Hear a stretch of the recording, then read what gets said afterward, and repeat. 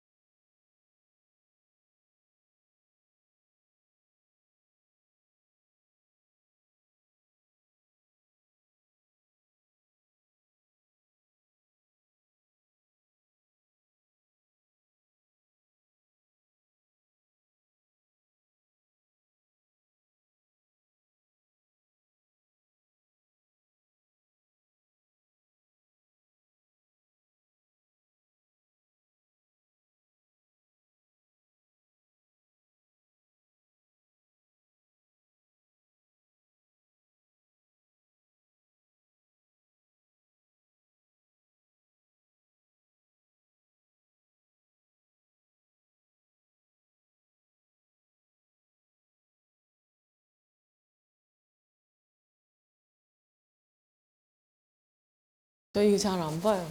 너무 힘들어요. 볼 때마다. 이제 교육하기 전에 꼭 한 번씩 보긴 하는데 진짜 힘들잖아요. 보시면 느낌이 이제 뭐 무거운데 현재 21세기 이제 사라 바트만이 돌아가신 지 한 200년 딱 되는 해잖아요, 올해. 굉장히 차이가 있긴 하죠. 있어서 더 고통스러운 것 같아요, 우리한테 느낌이.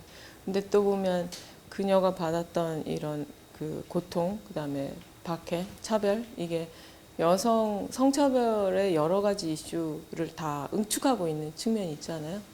인종 문제, 뭐 당연히 성차별, 거기다가 또 어떤 백인, 흑인의 문제 이런 게 다 응축되고 있어서 저 극명한 너무 극악한 차별의 상황, 그다음에 또 지금 2015년을 사는 우리 이렇게 비교를 해보면서 또 보는 도입부에 같이 볼 만한 영상이지 않을까 해서 골라봤어요. 그러면 내용으로 한번 들어가 볼게요. 이번 제대로.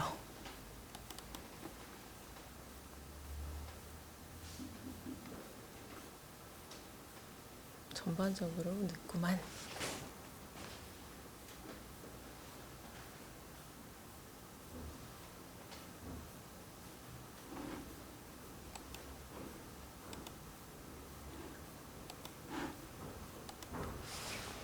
우리 뭐 노동당은 어떤 당인가, 우리 뻔한 얘기들이잖아요. 그게 이제 이름 자체 뭐 2013년에 많은 논란이 있었어요. 논란이 있긴 했는데 이제 전통적으로 노동당이라는 이름을 가진 정당들은 조금 이제 진보주의자 좌파들에겐 약간 구좌파의 냄새가 나긴 하잖아요. 그런데 이제 저희는 거기에 이제 그간의 활동이나 우리가 쭉 지향해왔던 바에 현대적 의미를 많이 담으려고 노력했고 또 노력해오고 있는 과정이라고 보고요. 이제 그러니까 이분법으로 얘기하지 않는 어떤 말하기가 어떤 걸까라는 건 여전히 우리의 숙제인 것 같은데요. 21세기 새로운 어떤 진보의 의제들을 많이 담기 위해서 노력을 하고 있습니다. 그래서 부문위원회 활동이 활성화되고 또 활성화되게 하기 위해서 노력하는 측면도 그런 면이기 때문에 특히나 이제 오늘 모이신 분들이 상당히 젊은 분들이 많아서 이제 더 새로운 진보 또 새로운 노동의 의미, 그다음에 부문과 노동이 어떻게 관계 맺고 어떤 그 이슈를 만들 건가 또 어떤 정책을 만들 건가 이런 고민들이 계속 우리에게 필요하게 요구는 되고 있는데 아직 좀 더 이렇게 의미 있게 사회화되는 과정들 이런 것들을 계속 만들어 나가고 있는 과정인 것 같아요. 그래서 처음에 진보신당이라는 이름으로 출발했을 때 평등생태평화연대라는 가치를 4개의 중요한 가치로 삼았잖아요. 이제 평등생태평화 같은 경우는 그 내용을 담고 있는가 하면 연대라는 건 그 내용을 어떻게 실현할 건가 하는 방식적인 이제 우리의 가치를 담고 있는 부분이죠. 이런 면에서도 이제 장애인권 교육이 의무화됐고, 그다음에 여성 성평등 교육을 아까 우리 사무처장님 말씀하신 것처럼 의무는 아니지만 또 정례적으로 하려는 서울시당의 노력 이런 것들이 이제 보다 성평등한 당 또 우리 당내에 머무는 게 아니라 정당이기 때문에 끊임없이 우리가 추구하는 가치를 사회화하는 거에 우리 관심이 많잖아요. 그렇게 하려고 하고 이제 그런 지향을 가지고 이런 교육도 하게 되는 것입니다. 지금 현재 이제 좀 이제 몇 가지 그림들, 장면들을 같이 좀 보려고 준비했는데요. 아시아나항공 전에 사고 났을 때 그때 이제 스튜어디스들이 굉장히 구조를 잘해서 화제가 됐었잖아요. 칭찬도 많이 받으시고. 근데 이제 그 어렵고 되게 인명 재난이 발생한 상황에서 이렇게 진짜 저런 거를 A라인도 아니고 펜슬 스커트라고 하거든요. 예, 굉장히 통이 좁은 스커트를 입고 그 구조 활동하는 거 아마 보셨을 거예요. 근데 이 장면에서 누구는 조금은 불편함을 느끼는데 누구는 아무렇지도 않게 느껴요. 그게 너무 일상화되어 있기 때문에. 실제 아시아나항공 같은 경우는 이 여성 제복에 바지가 도입을 한 게 진짜 최근이에요. 계속 이런 비판을 받아왔었고. 그래서 저가 항공들이 막 생겨나면서 뭐 진에어 같은 경우 보면 청바지 입고 하기도 하고 그러잖아요. 그런데 또 거기도 또 문제는 좀 있더라고요.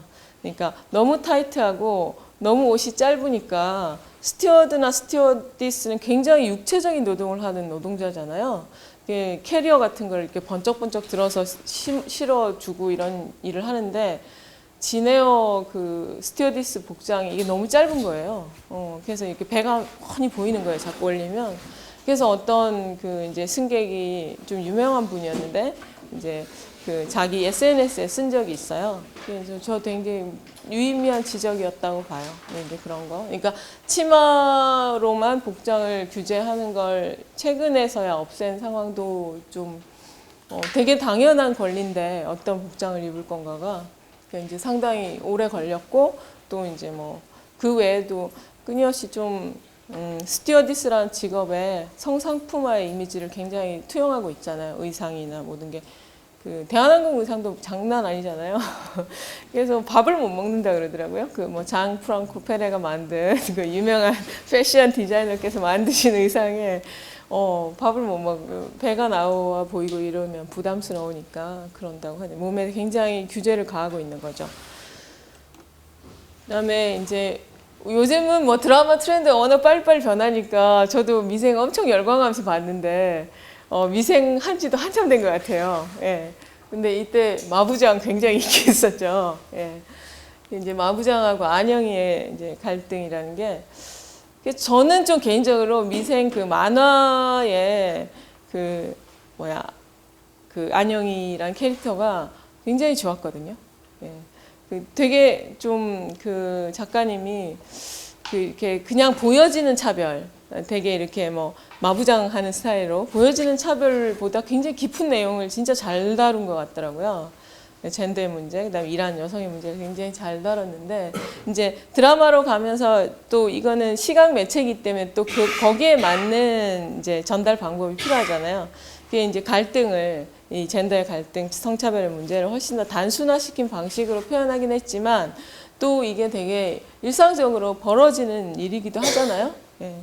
그래서 제 친구가 여성학 강좌를 하는 친구가 있는데 대학에서 강의하는 게 요즘 되게 어렵대요. 여성학 원론 강의를 하는 게 이제 많은 투쟁으로 뭔가 권리를 얻는 과정이잖아요. 뭐든지 하나도 공짜로 얻어지지 않기 때문에 이 성차별의 문제도 끊임없이 요구하고 내 권리는 이거다, 이게 존중되어야 된다 이런 주장을 해야 되는데 최근에 와서는 사실 그 여성운동이 한국에서도 굉장히 활발했었고 굉장히 눈부신 어떤 투쟁의 역사를 갖고 있지만 최근에 와서는 다소 그 성비율의 문제로 그냥 좀 갈등이 무력화돼 버린 측면도 있는 양상을 보입니다. 그러니까 지금 성비가 굉장히 불균형하잖아요. 그래서 그 보통 한 가정에 자녀가 여성이든 남성이든 한두 명 뭐 이 정도 되는 추세다 보니까 여성이 대학을 안 가는 분도 있고 하여튼 학교 시절을 보내는 과정 동안 눈에 띄게 부모나 그다음에 선생으로부터 차별을 받는 경험을 극렬하게 하는 경우가 별로 없는 거예요. 그래서 이제 대학 강단에서 너희들 이런 차별을 경험하지 않았니? 이러면 되게 억지스러운 거예요. 그래서 막 그 강사가 친구가 막 가슴을 두드리면서 저것들이 직장 생활을 해봐야 막 이제 그렇잖아요. 그래서 이제 진짜 존중받고 그다음에 동등한 주체로서 인정받고 심지어 요새는 이제 여학생들이 많이 가는 고등학교에 남학생 부모님들이 안 보내려고 그러잖아요. 내신 때문에 밀린다고. 그 정도로 이제 갖고 있는 본연의 각자의 역량들을 이제 뭐 공부라는 되게 협소한 기준밖에 없지만 그런 쪽에서는 적어도 성차 그러니까 생물학적으로 여성이냐 남성이냐 문제가 뭐 누구는 아둔해, 누구는 못났어, 누구는 감성적이야, 누구는 이성적이야 이런 젠더 차별로 이어지지는 않는 좀 상황이 그냥 특별한 싸움 없이 훅 생겨버린 상황이 있잖아요. 그런데 이제 졸업하고 직장을 가보면 뭐 대기업 임원진, 그다음에 공무원들, 고위공무원들 성비 이런 거 보면 확실하잖아요. 그래스 실링 그 유리 천장이 딱 있는 상태에 있다 보니까 굉장히 여성들의 사회적 진출이 눈부시게 일어나고 그건 뭐 눈부시다는 표현을 쓰기도 민망할 만큼 너무 당연한 건데도 그게 이제 유예됐던 차별을 직장 생활을 하게 되면서 급격하게 많이 받게 되고 또 거기에 노출돼서 오히려 더 당황하는 경향이 있는 것 같아요.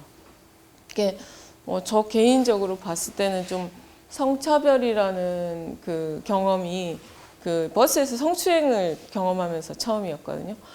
고등학교 때인데 진짜 이렇게 복잡한 버스에서 이 더듬는 손. 처음에는 진짜 좀 현실을 부정하고 싶잖아요. 아닐 거야, 실수일 거야 이렇게 생각했는데 계속 하니까 대응이라는 게 굉장히 그 수세적이죠. 자리를 피한다거나 막 이렇게. 근데 이제 그러고 나면 집에 와서 그 거의 며칠을 그 기억이 엷어지는 그 기간 동안 계속 자기에 대한 모멸감에 빠지더라고요. 그게 제일 안 좋은 것 같더라고요. 그 성차별이라는 게 진짜 분노스러운 게 그 부분에 있는 것 같아요. 피해를 입었고 내가 내 권리를 침해당했는데도 내가 왜 그때 적극적으로 항의하지 못했지 나는 막 이 생각이 드는 거예요. 근데 이제 그게 또 나의 그 내적인 힘을 키우는 임파워먼트 하는 계기도 됐던 것 같아요. 다음에 또 이러면 소리를 꽥 질러버릴 테야 뭐 이러면서 막 시뮬레이션을 하잖아요. 이제 그런 경험들을 이제 소녀 때부터 조금씩 하는 것이 나중에 이제 직장 생활에서 진짜 권리에 아주 극명한 차별을 경험하고 이럴 때 싸울 수 있는 굉장히 나의 무기가 되는데 그런 면에서는 좀 취약한 상태에 지금 놓여 있다 우리 모두 그런 판단이 듭니다. 그다음에 여기서 그 차장님도 있잖아요. 그 직장맘인 차장님 상황도 이제 그 만화에서는 훨씬 더 그 남편과의 갈등이 적나라하게 드러나는데 여기서는 이제 뭐 드라마니까 좀 쳐내고 집안 내 갈등을 쳐내고 이제 직장 내에서 얘기만 주로 다루잖아요. 보통 그 진짜 아이가 한 둘, 셋 되는 과정에서 이제 관둘까 말까를 다들 고민하게 되더라고요. 이제 대기업이나 공무원 공직에 계신 분들은 상대적으로 육아휴직 이런 게 잘 보장이 되지만 비정규직인 경우나 중소사업장 같은 경우는 여전히 법에 정한 권리를 주장했다가 그러면 뭐 영원히 푹 쉬던가 이런 얘기 여전히 우리의 현실이거든요. 이제 그런 부분도 한번 생각해 볼 만한 드라마였던 것 같아요.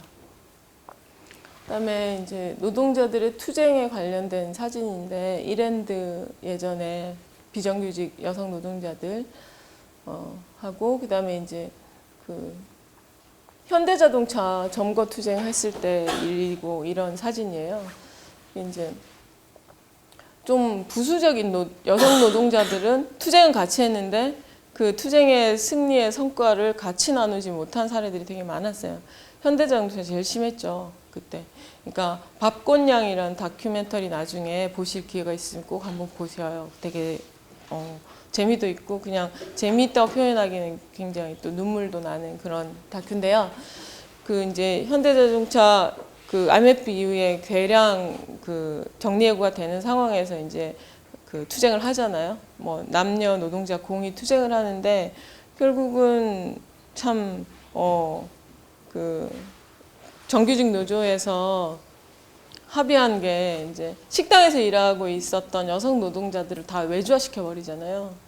이제 저는 정규직, 비정규직, 또 민주노총, 뭐 안민주노총 이렇게 나누는 기준 자체가 저 개인적으로는 좀 위험하다는 생각도 하거든요.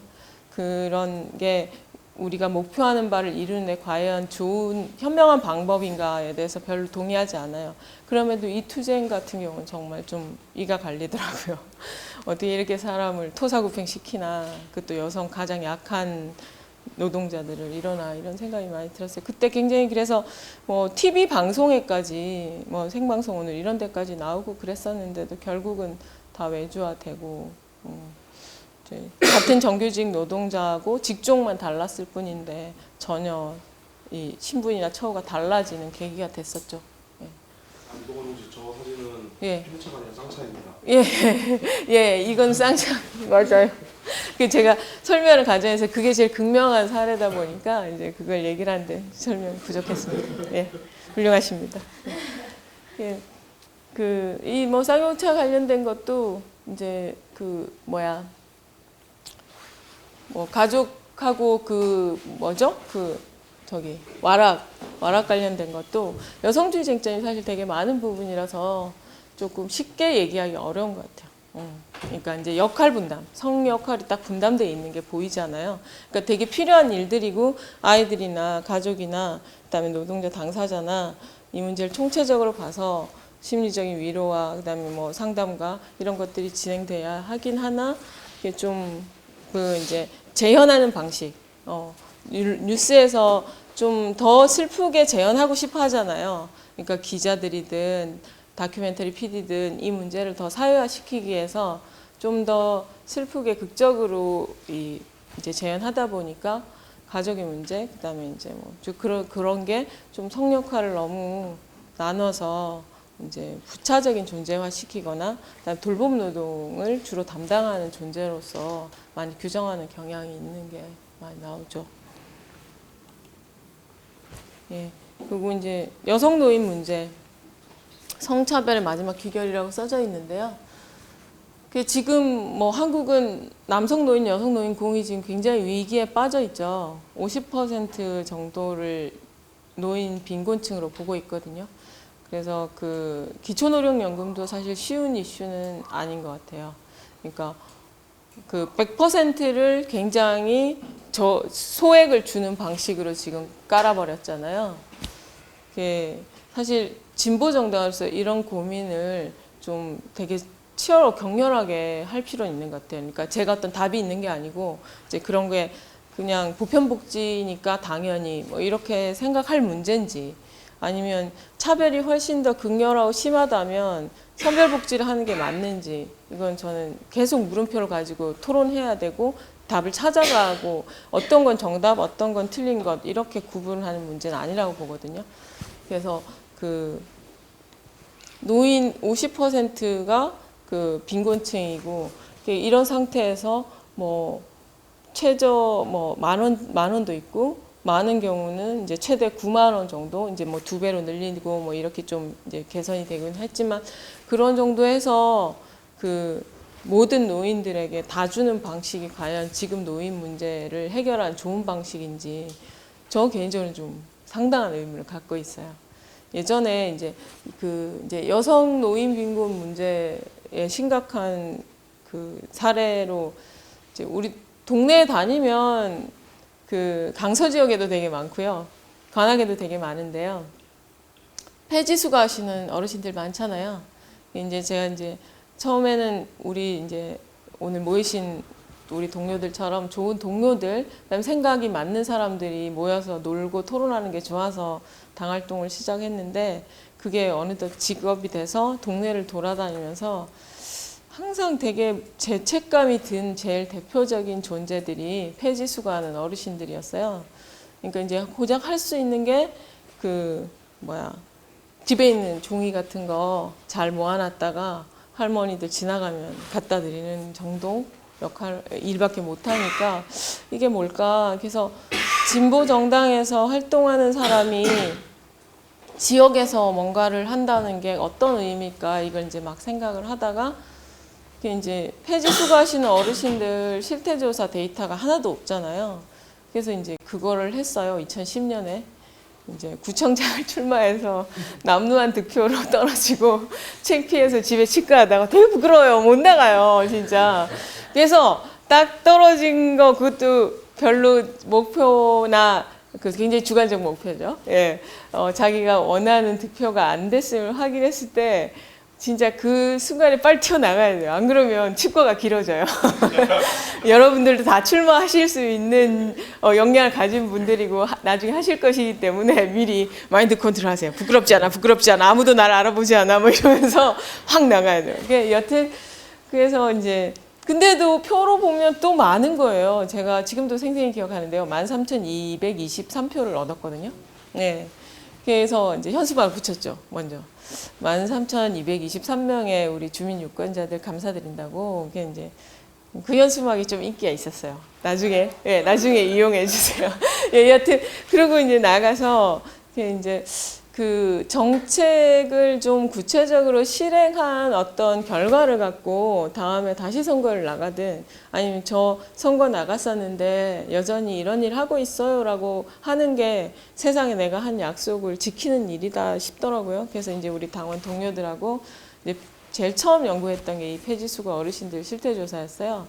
한 150명 했는데 그 중에 태반이 아니죠. 한 90% 넘게 다 여성 노인이었고요. 그 당시만 해도 종이 가격이 괜찮았거든요.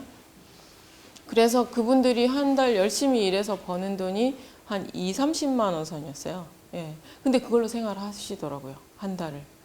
그래서 그 지금 정부에서는 노인 복지, 노인 노동 정책이 그 약간 그런 식으로 돼 있거든요. 노인의 절대 빈곤이나 노인이 아무리 힘이 들어도 일을 해서 먹고 살아야 존재로 보고 정책을 구사하지 않아요.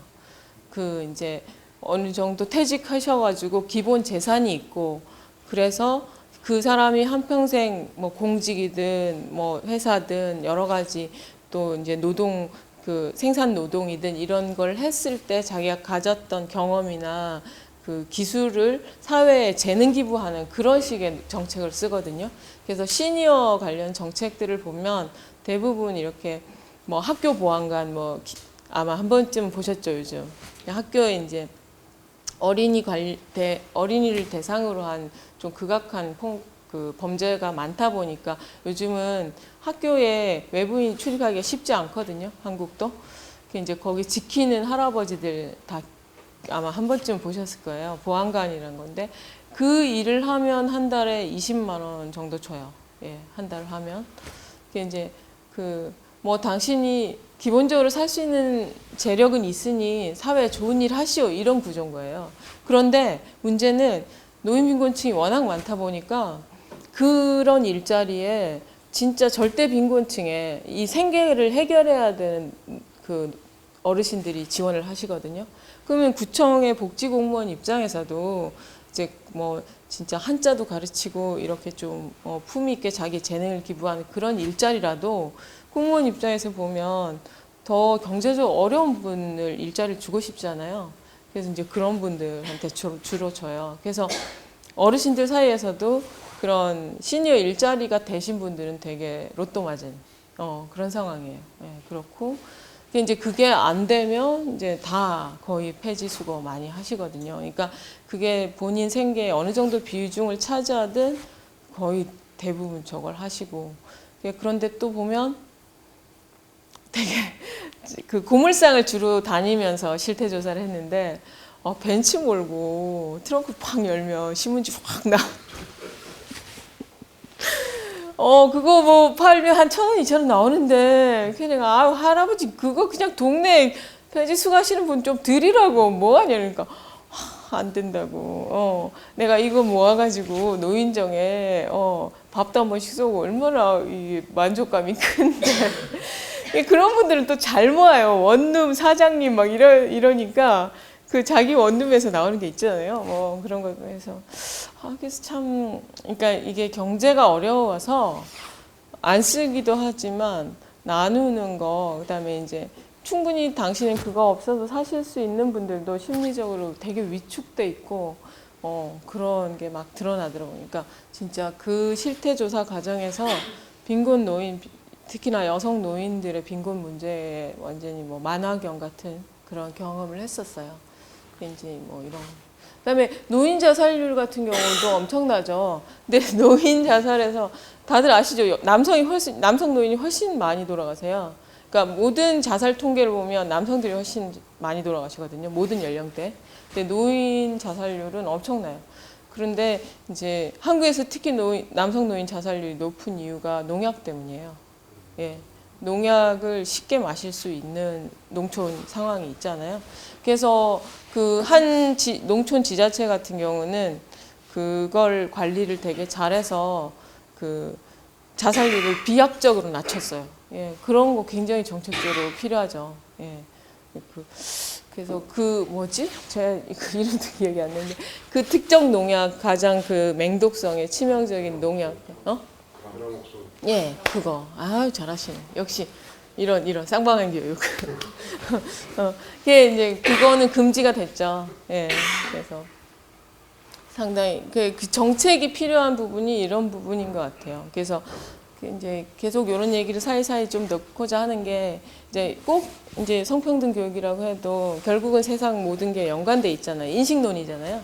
그렇기 때문에 이제 연관시켜서 정책도 짜고 또 그렇게 사고하고 고민하는 훈련도 같이 했으면 해서 네, 그렇습니다. 지금 어르신들 같은 경우는 이제 뭐 다자녀를 두신 분들이잖아요. 그래도 아직 이제 뭐 많이 없어졌지만 이미 한 세대 한 30년 정도 텀으로 세대가 바뀌어서 지금 이제 돌봐줄 수 있는 자녀에게 노후를 맡길 수 없는 상황에 이르렀는데 우리 세대는 이제 더 할 것 같아요. 그죠? 예견되잖아요. 그러니까 뭐 그 저축도 하기 힘들잖아요. 현재를 사는데 다들 허덕이니까 저축은커녕 예, 그렇게 했을 때 우리가 이제 한 70대, 80대 되면 과연 어떻게 살아야 할까? 그래서 그런 얘기 많이 하잖아요. 꼭 진보정당, 노동당 해야 된다. 내 노후를 해결하려면 더더욱이나 해야 된다. 요즘 뭐 오래 사는 이제 수명도 길어지니까 더더욱이나 진보정당 활동 열심히 해야 해요. 우리가 우리의 절박한 요구가 달린 문제죠. 예. 이제 뭐 수치 같은 경우는 많이들 알고 있는 거니까요. 그래서 이제 성차별 아까 처음에 얘기했듯이 성차별은 무엇이고 왜 생겨났나 뭐 보시겠습니다. 이게 인식론이다. 이제 꼭 뭐 내가 차별을 받았다. 뭐 물론 거기서 출발하죠. 그런데 이거 세상을 어떤 관점으로 볼 건가. 그러니까 똑같이 그 아시아나항공 사고를 봐도 그 여성이 불편한 치마를 입고 구조 활동을 하고 있는 게 눈에 잡히고 그게 불편한 시각을 가졌냐, 인식론을 가졌냐, 아니냐, 이 문제라는 거죠. 그래서 숨어있는 차별, 안 보이던 차별이 알므로써 자꾸자꾸 보이게 되는 과정이라는 걸 굉장히 즐겁게 맞이해야 된다. 그리고 그런 과정이 그렇더라고요. 보니까 저도. 이제 당 활동을 좀 취미 동호 활동처럼 정치 동호회처럼 하다가 이렇게 훅 하게 된 게 이제 제가 처음 가입한 진보정당 민주노동당이었는데요. 이제 대선 때 이렇게 이렇게 막 분위기 좋고 2002년에 그래서 재밌겠다. 그리고 근데 이제 그때 민주노동당 후보를 사퇴하라고 막 그 2번 후보가 몰려와가지고 난동을 부렸어요.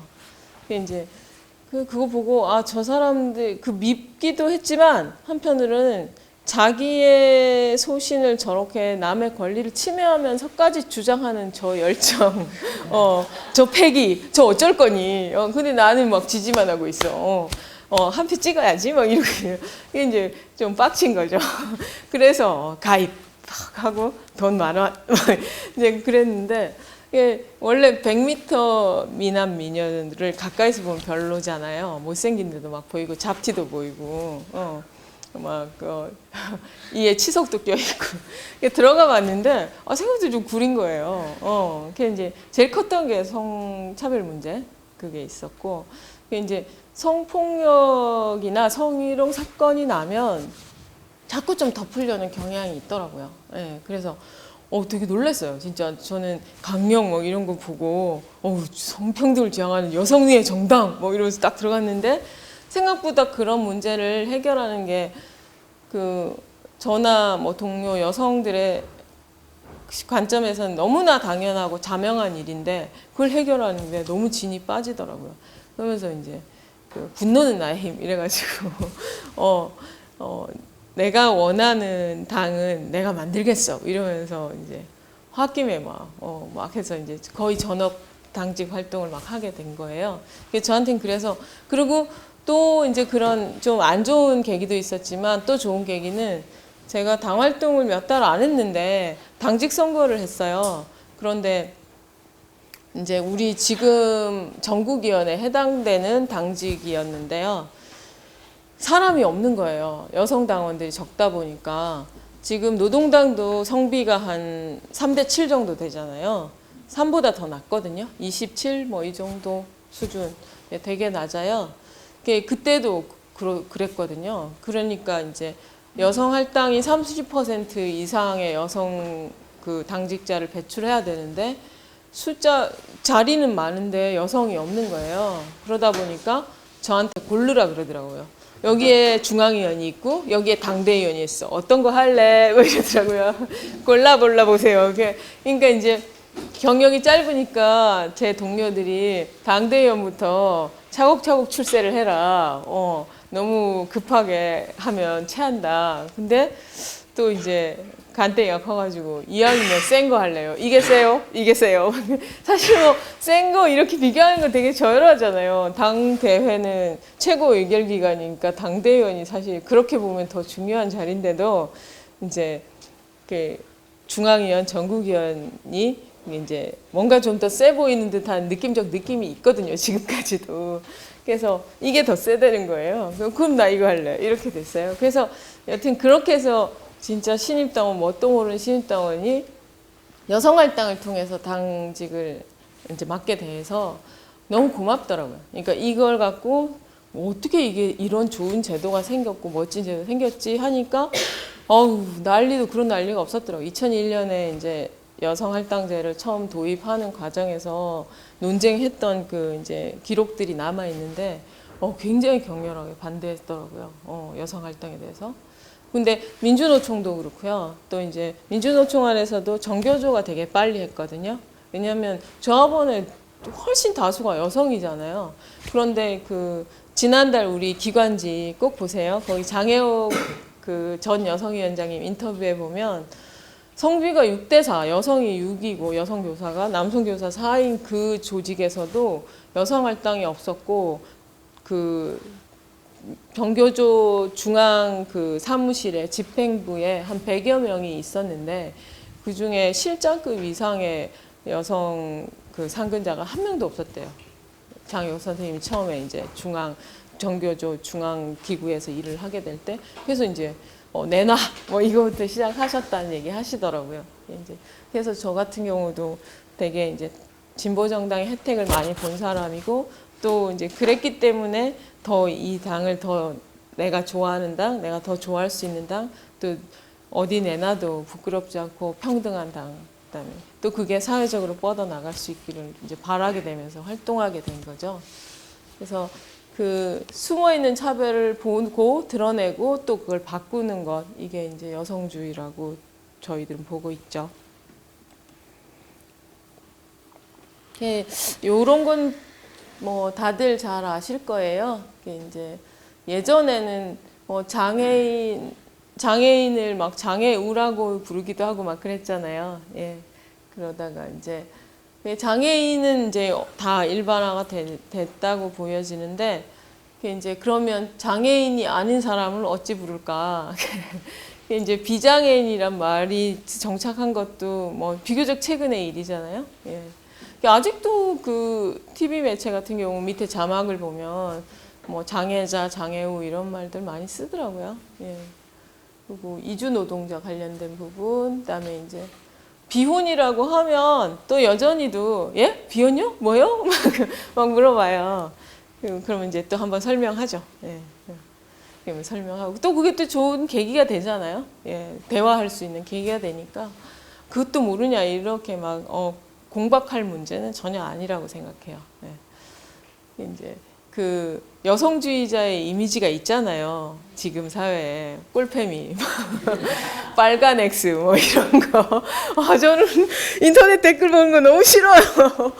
보고 나면 무서워요, 솔직히. 그러니까 뭐 덩치니 이래가지고 뭐 무섭다는데 그 공해가 좀 대면하기 싫죠, 솔직히. 그런데 이제 하여튼 굉장히 대화가 안 통하는 어떤 굉장히 격렬하고 과격한 사람 그런 존재로 좀 이미지화돼 있더라고요. 반여성주의적인 분들에게는 이제 저는 그런 걸 좀 깰 필요가 있다는 생각이 들어요. 예. 그다음에 뭐 완경이란 말 많이 쓰거든요. 예, 아직까지 사회화가 완전히 되지는 않은 것 같아요. 이 부분은. 예, 이제 근데 이제 완경이란 표현도 많이 쓰고요. 해남을 땅끝 마을이라고 보는 관점에는 그러면 땅 중간 뭐 그 어디가 중심이냐 이런 중심과 끝 이 개념이 있는 거잖아요. 예. 이게 수도권 서울 지역에 사는 사람들에게 이 의식이 되게 강해요. 이제 제가 이제 지방 출신으로 이제 20여 년 전 보따리를 지고 서울에 왔을 때 시골에서 왔지 막 이랬는데 저 부산이 고향이거든요. 부산 시골 아니거든요. 예. 제2의 도시 호반 뭐지? 항만의 도시 호반이 왜 나와?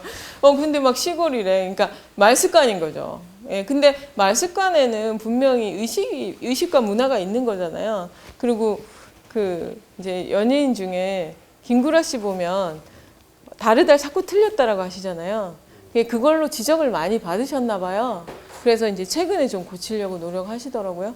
근데 이제 확실히 좀 세대차가 있더라고요. 그거는 특히 이제 젊은 연예인들은 그분이 어떤 가치관을 가지시든 요즘은 다르다라는 말을 많이 쓰는데 보통 그 일상의 대화에서도 그렇고 매체에서도 그렇고 연세가 좀 있는 분들은 틀리다는 표현이 훨씬 더 대중적이죠. 예, 그런 것도 보면 너무 당연하고 우리한테는 뭐 재론의 여지가 없는 얘기인데도 이제 이미 그렇게 살아온 굉장히 긴 문화가 반영된 게 언어로 보이더라고요. 예, 뭐 이런 얘기는 다 잘 아시죠? 예.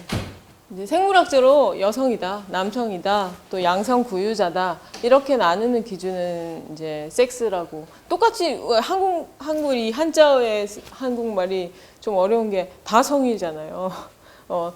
섹스, 젠더, 섹슈얼리티 다 성이라고 말해도 되는데 번역을 하면 근데 이게 좀 구분을 할 필요가 있는 거죠. 그러니까 결국은 섹스는 성차, 그러니까 진짜 딱 그냥 생물학적으로 가진 성차 그 자체에 어떤 뭐 가치 개입이 없는 상태의 표현, 구분짓기인데 이제 여기에 젠더가 결합되면서 차별이 생기는 거죠. 예, 그러니까 이제 사회적으로 그 여성은 뭐 여성스럽다, 남성스럽다. 혹은 여성은 감성적이야, 남성은 이성적이야. 이런 것들이 다 젠더적 말하기죠. 예, 젠더적 사고고. 그래서 그 예전에 마녀사냥 했던 것도 그렇잖아요. 그러니까 그 뭐 표현을 뭐라고 해야 돼? 연애를 많이 하는 여성이라고 해야 되나? 그냥 자기가 많은 남성과 사귀어 본 여성 이렇게 표현해야 되나요? 이것도 좀 문제가 있나요? 근데 마녀라고 해서 막 불태워 죽이고 그랬잖아요. 예, 지금으로서는 이해할 수도 없는 시대가 지나왔던 거죠. 이제 그런 게 그리고 또 그 한국의 조선시대 문화를 봐도 저는 재미있는 게 연료비를 좀 비교적 그거는 어떻게 됐는지 좀 어릴 때도 신기했었거든요. 막 되게 강요하고 강조하는 그 가치관은 저가 소녀 시절만 해도 순결주의 엄청 강조했거든요. 그리고 뭐 성교육 하면 막 진짜 뭐 혼전 순결을 깨면 뭐 이 세상 다 무너지는 것처럼 교육하고 뭐 피임 이런 거는 성교육의 내용이 아예 없었고, 그다음에 주로 이제 성교육의 이미지는 혼전 순결과 그 성병 극단적으로 두 가지 이렇게 딱 있어서 되게 공포스러운 걸로 기억이 돼 있잖아요. 그런데 그게 이제 막 그 사춘기 청소년기 때 연료비를 세웠다면 되게 귀한 거잖아요. 그럼 귀하다는 건 드물다는 거잖아요. 그 조선시대 어떤 시대였었길래 저렇게 연료비를 세우고 저 난리를 쳤을까. 안연료님들이 더 많았구나. 보쌈도 있고. 예, 이제, 그러면서 그 연료비 뭐 이런 문화나 또 이제 보쌈 문화 여기서 이제 그 사회가 그 여성과 남성을 어떻게 인식하고 있었고 그 윤리와 이중규범 뭐 이런 게 다 드러나는 것 같더라고요. 그래서 이제 그 좀 양성평등 이렇게 표현하는 이제 그 말하기에는 이제 젠더적인 관점 중심으로 주로 많이 이제 설명을 하는 그 이론 혹은 가치관이 반영돼 있다고 한다면 섹슈얼리티가 이제 사실 저는 이 관점이 여전히 저도 어려워요. 예, 무슨 말인지 잘 모르고 막 미궁에 빠질 때가 있어요. 그래서 성에 대한 가치관, 관점 등 모든 것을 포괄하는 말로써 쓴다 이렇게 이제 보통 학적으로는 이제 풀이를 하는데요. 이제 그게 조금 또 그러면 좀 조금 위험하고 곤란할 수도 있는데 현실에서 현상적으로 젠더 평등을 추구하는 진영하고 섹슈얼리티 평등을 추구하는 진영이 조금 나눠져 있는 건 사실이에요. 예. 그래서 이제 좀 세대적으로도 구세대, 신세대로 좀 구별되고 있는 현상이 있고요. 그러니까 계속 이렇게 말을 좀 조심하는 건 그렇게 바람직하거나 좋은 인식론은 아니지 않나라는 생각이 들어요. 예, 너무 구별짓고 구분할 필요 없이 같이 이제 통합적으로 보는 관점이 필요하다는 판단이 드는데 젠더 평등 관점 가지고 여성 운동을 이끌어왔던 한국의 세대들을 보면 상대적으로 취약한 건 분명히 있어요. 예, 이제 뒤에도 나올 텐데 성매매 혹은 성노동으로 부르는 어떤 일 또 그 일에 종사하는 당사자들에 대한 관점이 굉장히 구리구리하죠. 예. 그 이제 9세대 여성주의자들 보면 2005, 6년에 한국에서 처음으로 이제 성매매를 하는 여성 당사자들이 사회적으로 목소리를 냈었잖아요.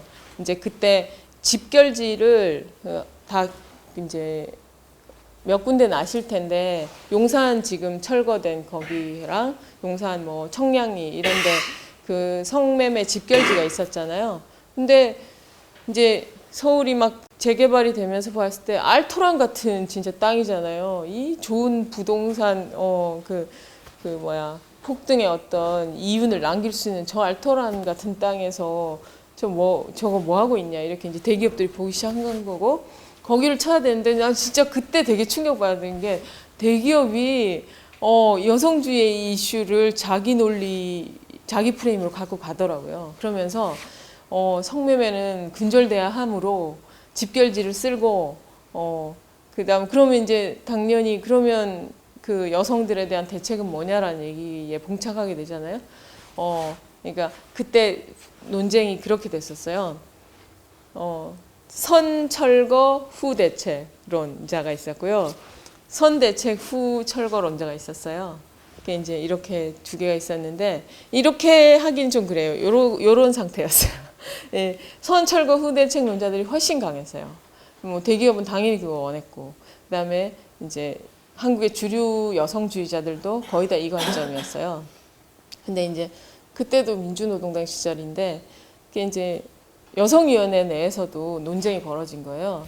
그게 이제 정책연구원이랑 저랑 이렇게 소수의 몇 명은 선대책 후 철거가 필요하다 이거였는데 그 여성연합이라는 집단에서 그 2006년 지방선거에 10대 여성정책과제라는 걸 만들어서 각 당을 돌아다니면서 시장 후보들한테 지지하는지를 밝히라는 퍼포먼스를 했는데 우리 당에 찾아오기로 돼 있었던 거예요. 그때 이제 저는 그 10대 여성 정책 과제에 선철거 후 대책 정책이 있었거든요. 저거 받으면 안 된다. 저 반대해야 된다.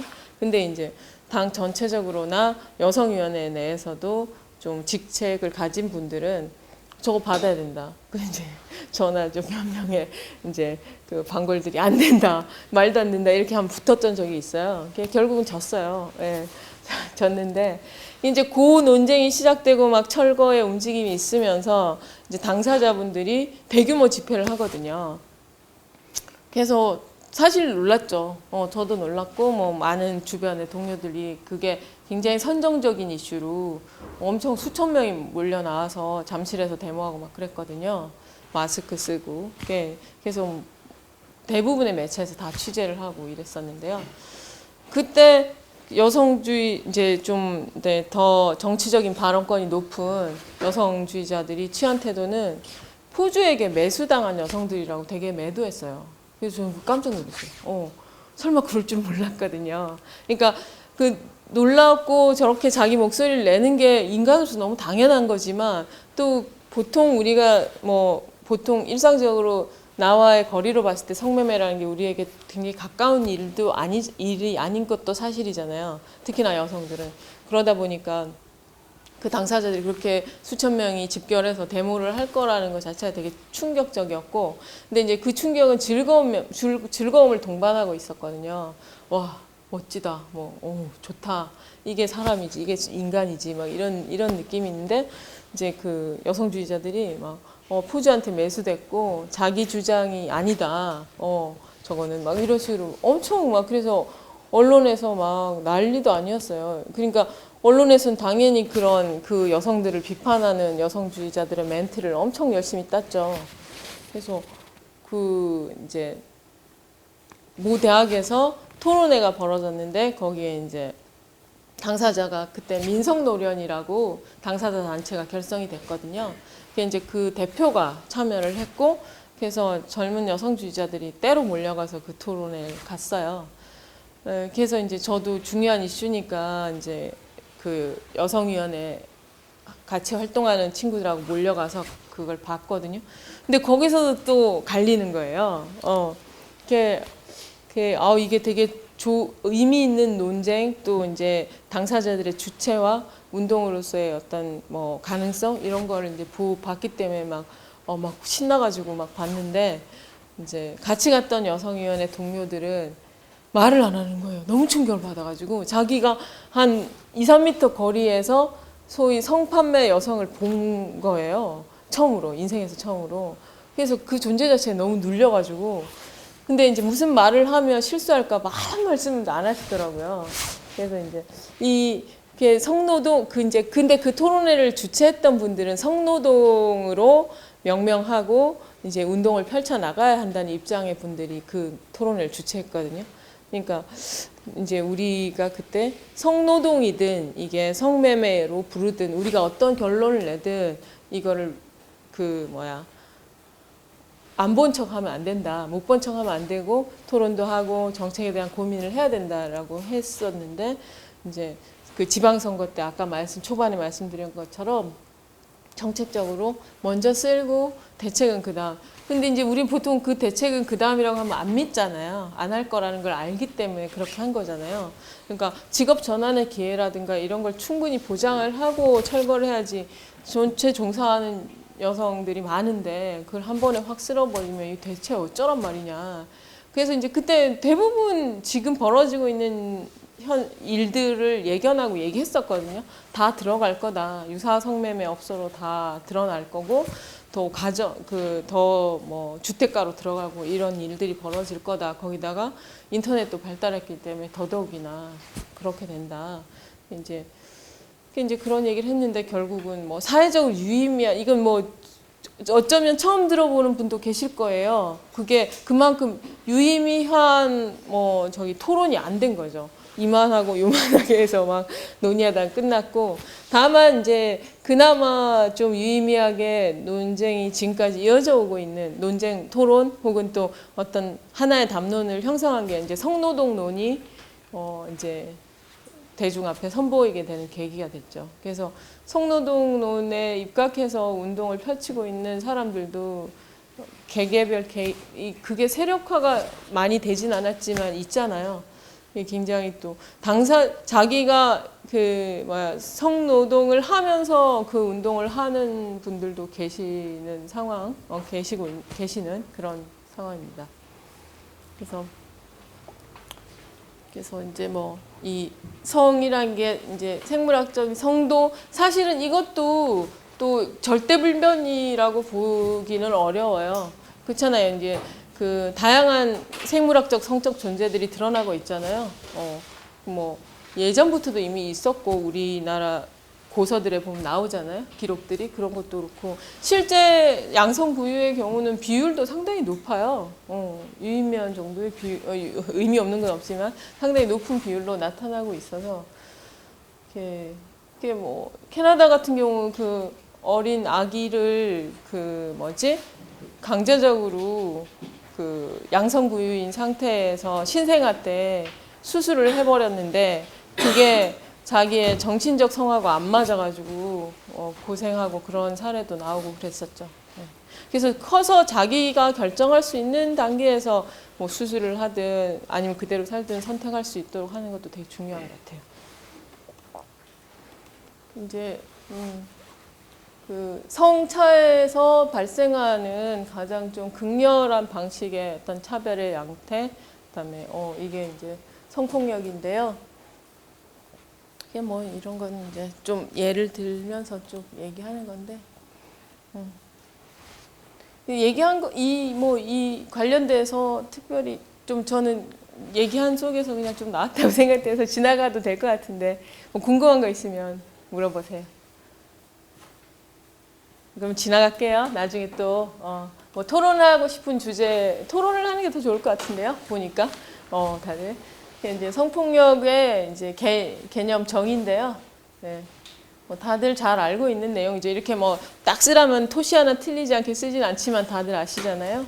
성적인 자기결정권을 침해하는 행위다. 이렇게 이제 다들 공감대가 있는 거고. 이제 예전에 이제 1992년에 이제 김보은 사건, 저희 피해 당사자 이름이 저렇게 막 나오는 게 사실 좀 그런데 이제 의붓 아버지가 12년간 계속 성폭행을 했고, 그래서 이제 대학 시절에 사귀게 된 연인과 함께 죽였죠. 이제 그리고 이제 아버지가 경찰관이었어요. 그래서 이제 훨씬 더 악랄하게 의붓 딸을 이제 지속적으로 성폭행하면서도 말하지 못하게 했었고요. 그래서 이때 뭐 진짜 한국에 내놓으라는 인권 변호사는 다 붙어서 변론을 했었어요. 정말 큰 사회적인 이슈였고, 그래서 이제 성폭력 특별법이 제정이 되고 이제 친고죄였던 거를 바꾸게 되는 계기가 됐고, 존속도 고소할 수 있게 됐고, 우리나라 법의 형법 보시면 이제 가족 간의 범죄들 쭉 규정하고 있는데 보면 이제 자녀를 해야 하는 경우는 훨씬 더 그 처벌이 약해요. 그리고 부모를 해야 하는 거는 굉장히 처벌이 세고 그렇게 돼 있고, 또 이제 고소나 이런 거에도 막 어떻게 부모를 뭐 이런 관점이 상당히 있는데, 이제 이런 아주 극렬한 극악한 사건을 계기로 조금씩 진전을 하고 있는 것 같아요, 상식이. 그래서 이제 뭐 요거는 다들도 잘 알고 계실 텐데요. 피해자 관점으로 바라봐야 된다.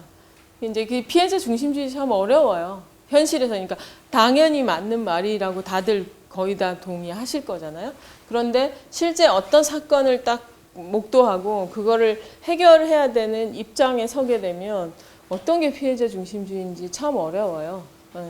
근데 그 인식론이라는 걸 꼭 생각을 많이 하는 게 중요하더라고요. 이제 저의 일천한 몇 번의 경험이나 주변에 또 그런 동료들과의 상담 토론을 해보면, 그러니까 이래야 해라는 관점을 가지는 순간 우를 범하는 경우가 되게 많은 것 같아요. 예.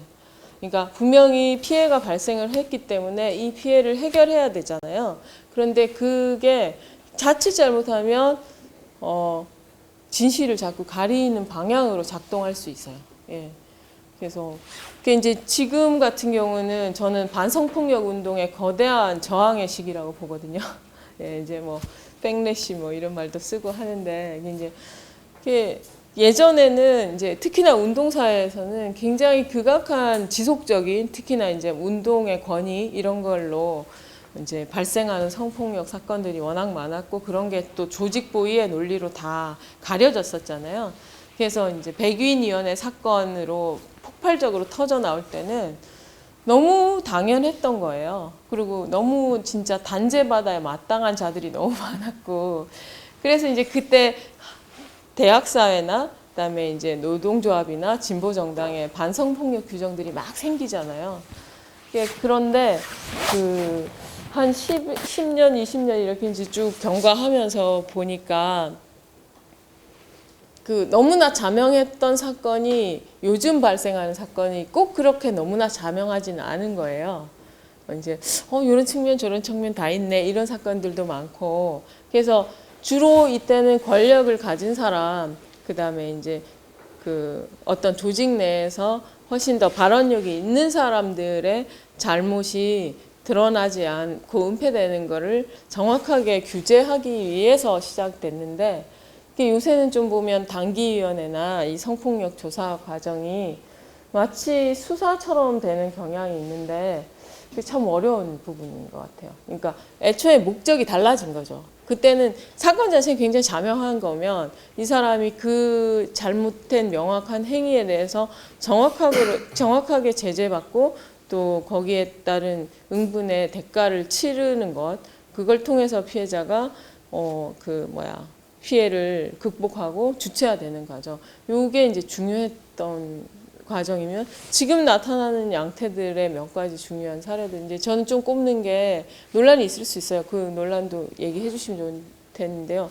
그 서울대 줄담배 사건, 그다음에 이제 그 누구죠? 김어준이 했던 그 팟캐스트, 그 이름이 뭐죠?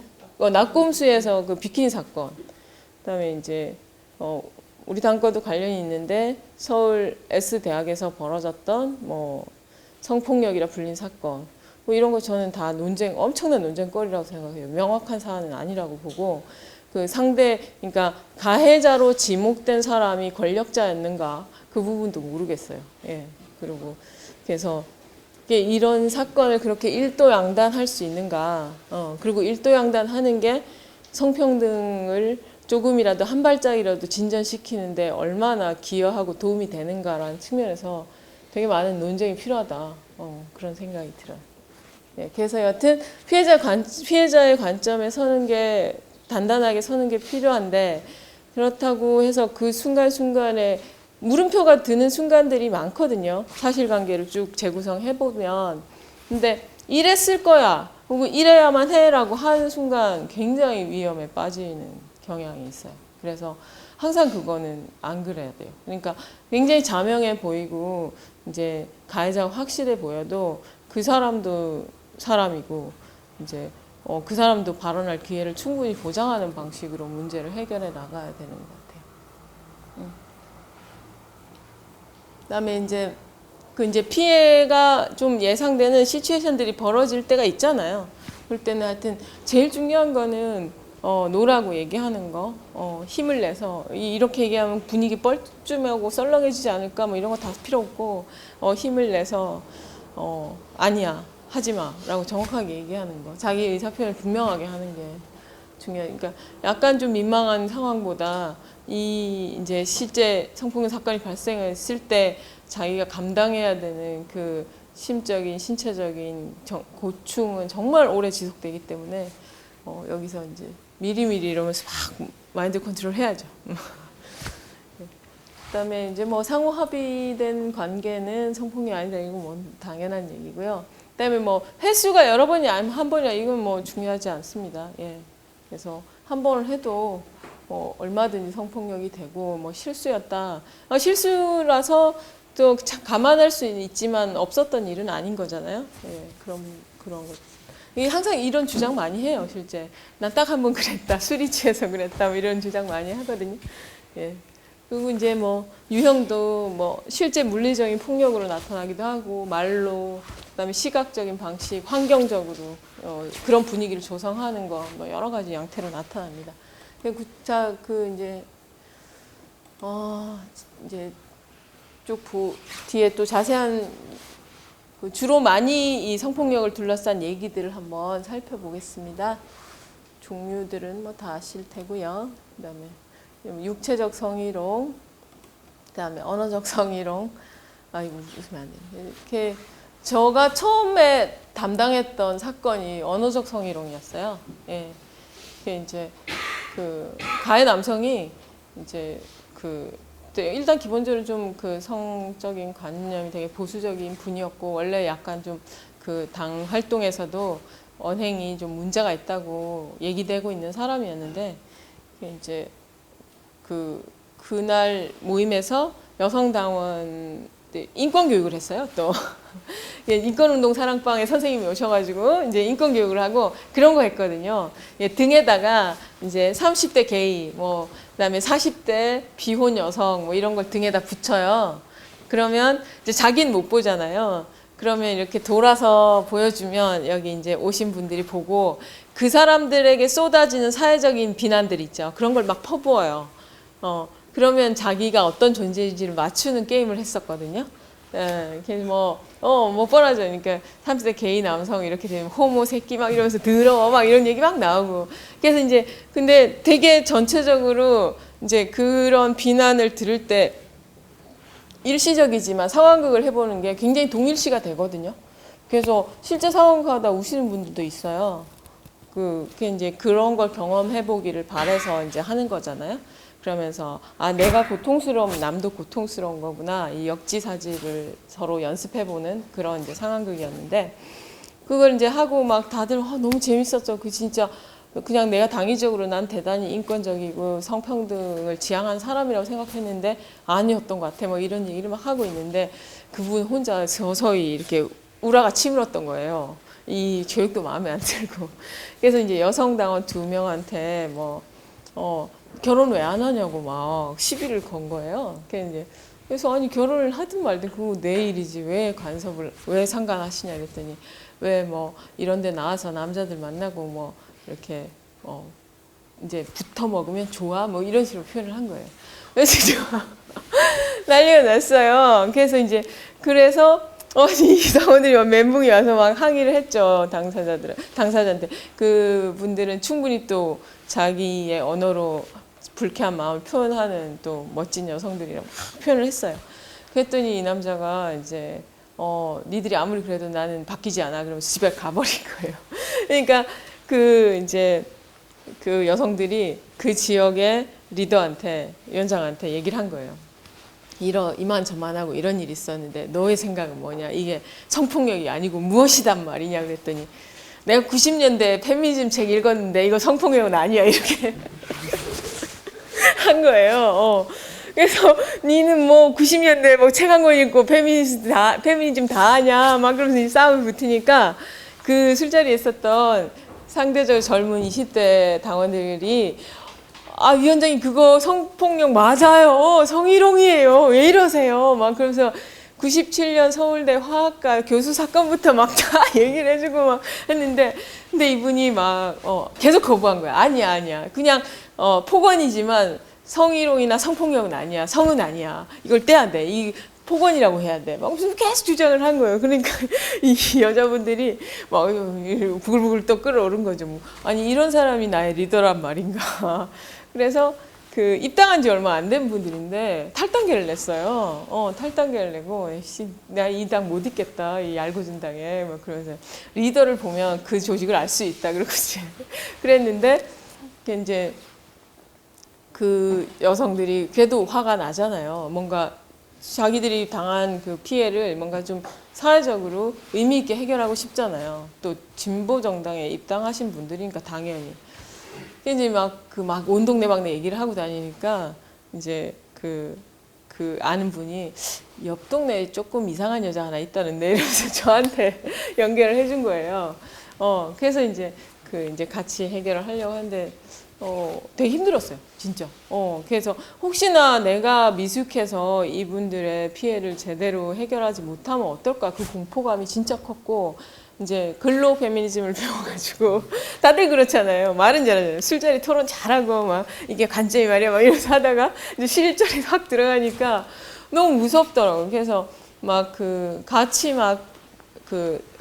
감정 기복을 같이 타고 우리 그냥 셋이 그냥 집단 탈당해버릴까 막 이러고 안 돼 막 이제 그래서 이제 비교적 소위 말하 이게 참 또 위험한 표현이지만 경한 사건 그러니까 그 이전에 벌어진 사건들이 좀 크다 보니까 언어 성희롱은 상대적으로 좀 약하다고 생각하잖아요. 그러니까 이제 그렇기 때문에 그게 이제 가벼운 사건치고는 꽤 절차에 따라서 해결이 좀 됐어요. 그래서 그 남성은 사과나 뭐 징계를 다 거부하고 탈당해버렸고, 그다음에 이제 2차 가해자로 지목된 위원장님 사과하고 이제 반성문 쓰고 뭐 이렇게 이제 끝났어요. 근데 이게 일상적으로 많이 벌어지죠. 예. 직장 관계에서도 제일 많이 일어나는 사건들이 언어 성희롱이 제일 많습니다. 그다음에 이제 그림 보고 근데 동네에서 이제 사회복지 전담 공무원이 동마다 한 명씩 있거든요. 아시죠?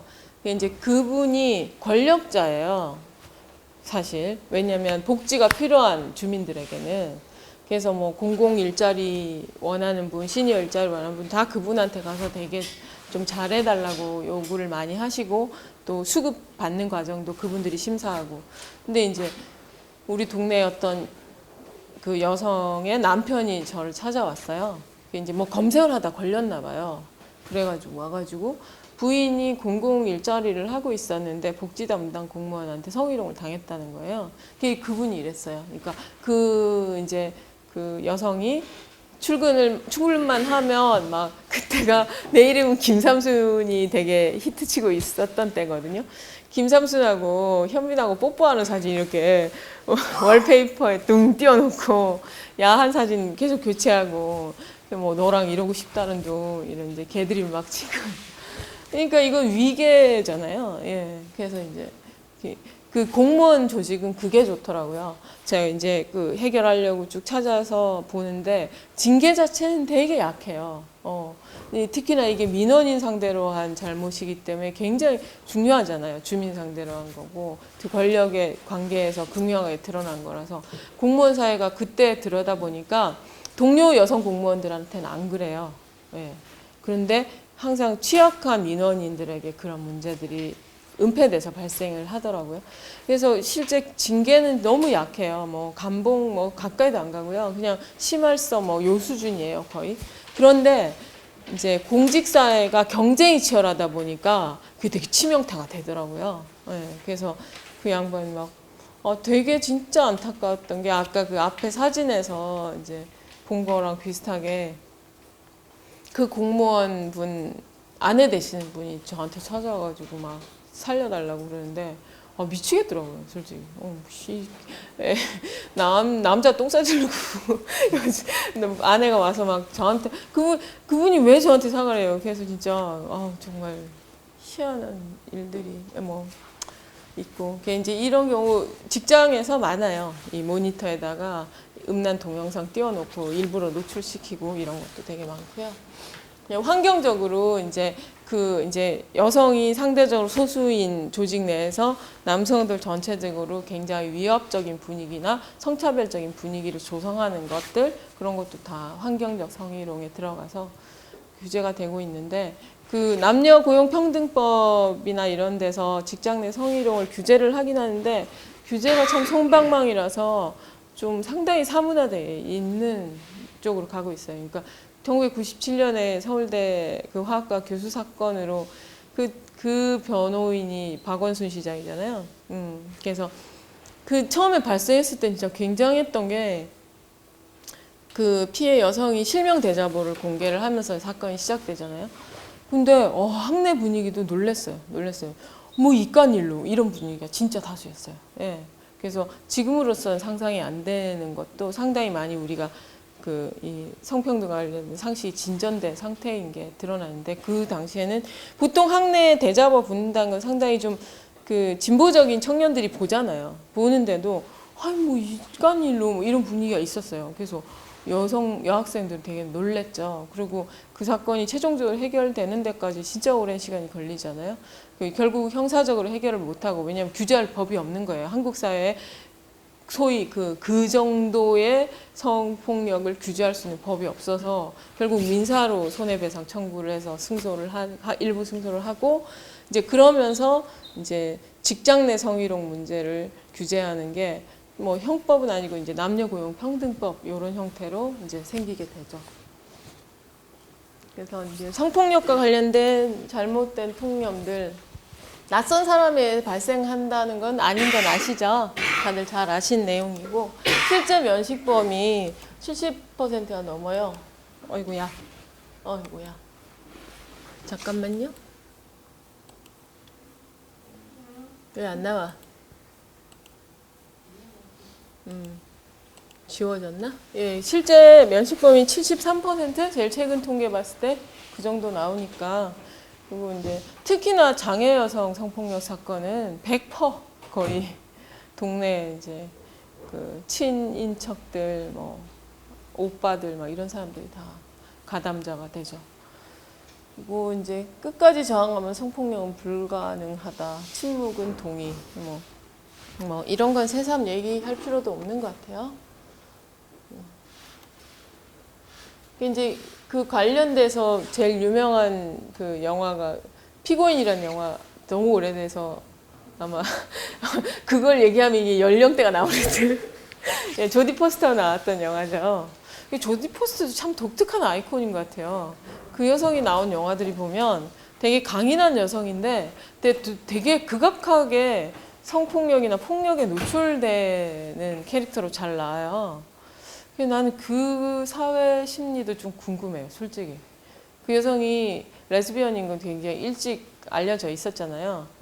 커밍아웃을 하는 거는 최근이지만. 저는 좀 이러면 안 되죠. 아까 제가 얘기한 성폭력과 관련돼서 심증을 가지면 안 되는데 뭔가 좀 관련된 뭐가 있잖아요. 그래서 그냥 여성으로 같이 그 영화를 보는 저는 굉장히 괴로워요. 그러니까 이성애자 여성들이 그 보이즈 러브 장르를 좋아하는 심리하고 비슷해요. 그러니까 그 BL 소설이나 만화를 보면 이성의 포르노를 볼 때는 되게 무섭잖아요. 왜냐면 그 박해를 당하는 여성이 자기화되기, 동일시 되기 때문에 무서운 건데, 그래서 절대 뭐 즐거움을 못 느끼는 경우가 많은데, 보이즈 러브 같은 경우는 그 야오이 장르는 남성 대 남성의 관계잖아요. 그러니까 이런 걸 보는 거예요. 재밌네. 근데 조디 포스터가 나온 많은 영화들이 저한테는 그래요. 그 피고인도 그게 그 미국사에서 급진적 페미니즘이 성공을 구가하게 되는 결정적 사건이거든요. 그러니까 이 반성폭력 운동의 어떤 이론적인 근거를 만드는 되게 결정적인 사건이었고, 그래서 드워킨 이런 아줌마들 얘기 들어보셨을 거예요. 그 이제 변호사 여성과 교수 이 두 사람과 그 피해 여성 이렇게 3인이 만든 되게 미국에서는 기념비적인 사건인데, 어쨌든 그 이제 조금 격가지지만 그 여성을 다루는 방식 그게 저는 좀 보기가 불편한데, 그것도 좀 제가 물론 그런 학자라면 한번 연구해보고 싶은 주제, 예, 삼천포였습니다. 여튼 피해자 방어 의무를 강조하고 잘못된 정조란 말도 좀 여성들이 들을 때 되게 오글거리고 진짜 짜증나고 소름 끼치는 단어들이 몇 개 있잖아요. 순결, 정조 이런 말들. 이제 이런 걸 되게 여전히도 강조하고, 오히려 요즘이 좀 더 이런 게 회귀되는 경향도 있는 것 같아요. 보면 그러니까 그 여성주의가 그 사회적으로 의미 있는 논쟁이나 이슈를 제기하지 못하면서 그 전반적으로 그 지형이 쭉 밀리고, 그러니까 좀 웃음이나 그 개그로 포장된 성차별적인 발언들, 언사들이 굉장히 비일비재하게 등장하는 경향이 많이 있습니다. 이거는 이제 법의 관점이 여전히 좀 여기 머무르고 있죠. 한국 법의 관점이. 그러니까 강간이나 이제 삽입 여부 이런 걸로 이제 범죄를 가르는 굉장히 저열한 기준에 머물고 있고, 이제 상식적인 선에서는 이게 안 그런 상태로 가 있는데 법과 굉장히 괴리가 많이 있는 부분이죠. 그리고 심지어 트랜스젠더 같은 경우는 강간을 당해도 강간죄로 적용을 못 받잖아요. 그런 것도 진짜 어이없고.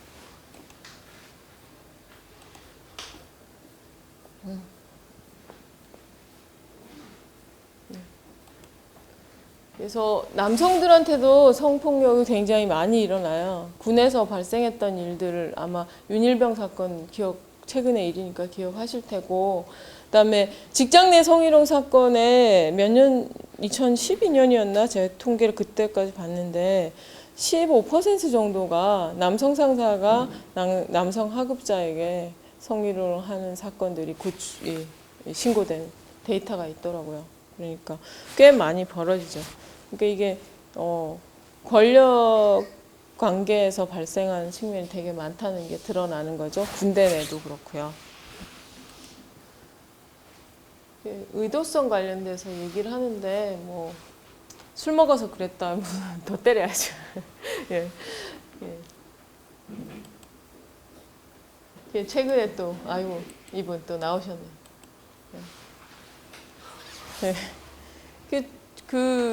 정말 이 아들 왜 그럴까? 전 좀 여전히도 이런 뭐 얘기를 하고 이걸 논리적으로도 서로 간에 설명하고 토론하고 이런 과정을 거치지만 이제 뻥뻥 터지는 사건들 보면 저 인간은 저 뭐지? 뭐 이런 생각 들잖아요, 좀. 네. 근데 골프장의 경기 보조원들한테 가해지는 성희롱, 성폭력은 지금도 뭐 거의 진짜 엄청나대요. 그러니까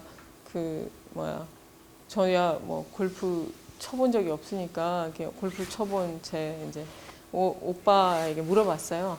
요새 젊은 사람들은 안 그러지 않아? 저희 꼰대 영감탱이들만 그런 거 아니야? 뭐 이렇게 물어봤는데 절대 안 그렇대요. 예. 그러니까 남성들의 심리는 이제 골프장에 오는 여성도 마찬가지인데요. 이제 되게 돈이 많이 들잖아요. 특히나 연습장이 아니고 실제 잔디밭에 나가려면 돈이 많이 들잖아요.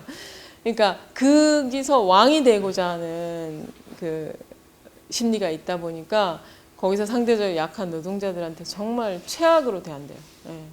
그러니까 그게 성적 욕망이 들끓어 넘치는 측면도 있을 수 있지만 이제 내가 권력자라는 거를 약한 사람한테 막 푸는 방식으로 성폭력을 택하는 거죠.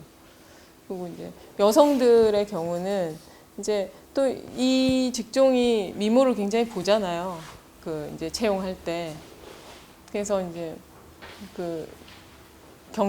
골프를 하러 온 여성들의 경우는 또 이제 약간 잠재적 경쟁자 혹은 잠재적 마녀로 취급하면서 그렇게 괴롭힌대요. 경기 보조원들을. 그러니까 참 골프장이라는 것도 참 희한한 일이 벌어지는 우리 사회의 또 한 부분인 것 같아요.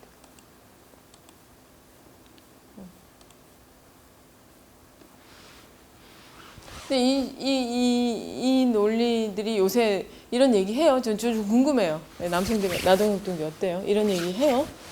저거 성충동을 억제할 수 없다.